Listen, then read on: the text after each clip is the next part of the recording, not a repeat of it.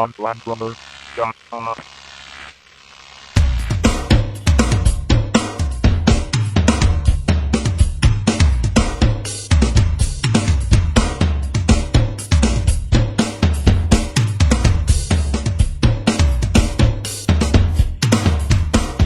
In this lesson, we're going to be learning how to play that beat that you heard in the intro.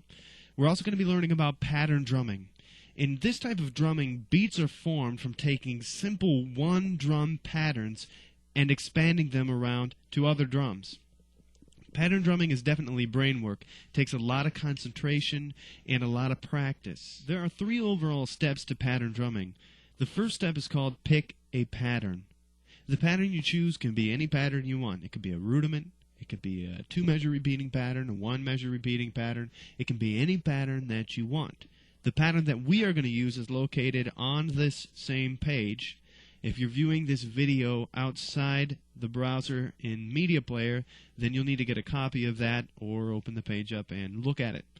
The pattern sounds like this: 1 and a 2 and 3 and a 4 and 1 and a 2 and 3 and a 4 and 1 and a 2 and 3 and a 4 and 1 and a 2 and 3 and a 4 and. This pattern has alternating sticking, and in this first step it's very important to define the sticking. It must stay the same throughout the entire 3-step process. So the sticking is alternating, which means if you've just hit your right stick, the next one's going to be your left. If you've just hit your left stick, the next stick is going to be the right. Right, left, right, left, right, left, right, left, right, left, right, left, right, left, right, left, right, left, right, left, right, left. This is a 1-measure pattern, but there's only 11 notes in the pattern, which means the sticking each time reverses. Where I start with the right hand the first time through, the second time through it starts with the left hand. Right, left, right, left, right, left, right, left, left, right. Now the second time through, left, right, left, right, left, right, left, right, left, right, left. It's important to keep that sticking and not to start over with the right each time. So the first step was to pick a pattern, and we have done that, and we are ready for step 2. Step 2 is to expand the pattern. Now what I mean by that, in step 1 we defined our pattern and we defined our sticking, but it's on a single drum, and it can be rather boring. We need to make it more interesting, and a simple way to do that is to just simply move the right hand onto another drum. I'm going to move it onto the floor tom while I keep the left stick on the snare drum, and I'm playing exactly the same pattern, but it makes it a bit more interesting. 1 and a 2 and 3 and a 4 and 1 and a 2 and 3 and a 4 and.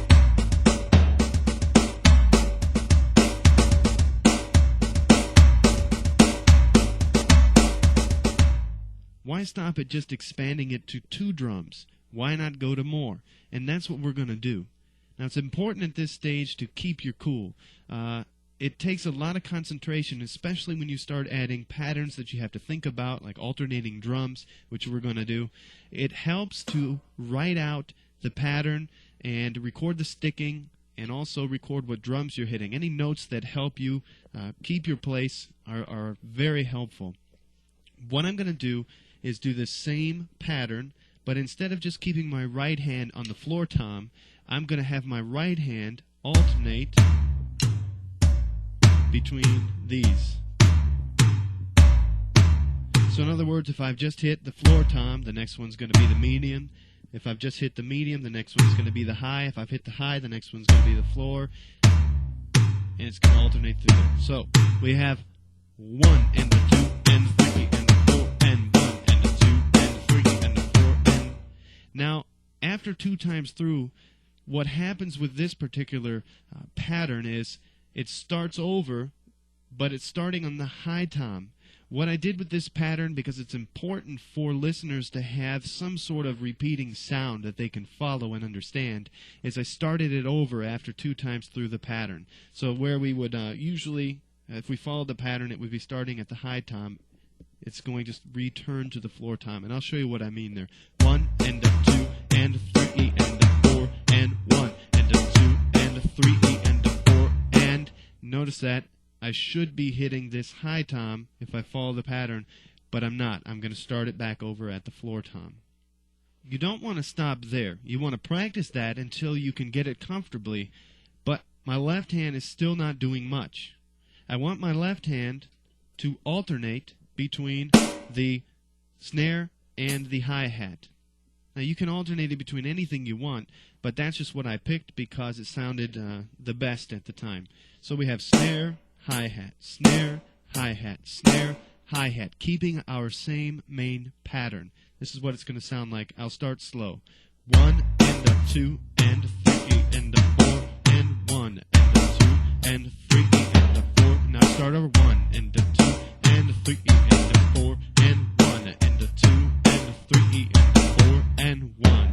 And again, I start over after repeating it twice. I start over on 1 with the floor tom.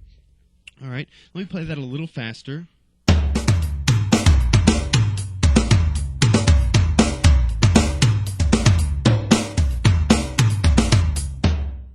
We don't want to stop expanding there. We're doing a lot of things with our hands, but we still have our feet to work with. So what we're going to do with this pattern is on beats 2 and 4 and, we're going to play the bass drum. So just with the original pattern on one snare drum here, the bass would go like this: 1 and 2 and 2 and 4 and.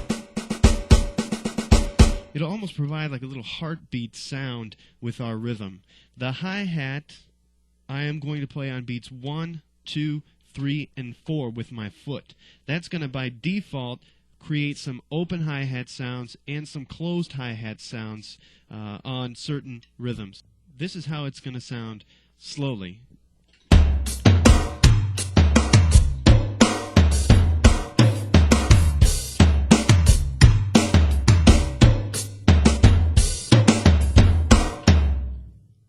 Now I'm going to increase the speed to get it to a speed where it sounds right. Fast doesn't always sound good for every pattern. Some drummers might think that, okay, the faster I go, the cooler it's going to sound and the cooler it's going to look. It might look a little cooler, but it might not sound as good. This pattern sounds good at around 120 beats per minute, and I'll play it around that tempo.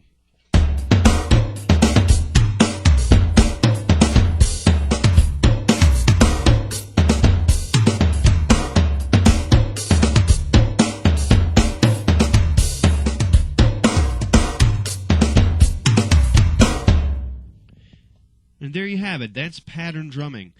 I encourage you to find your own patterns and try expanding them, writing it out, and practicing it. Remember, pattern drumming is definitely brain work. It takes much concentration. At first, you may find it very difficult, but the more you get it, the more you'll increase your abilities and the smarter drummer you'll become.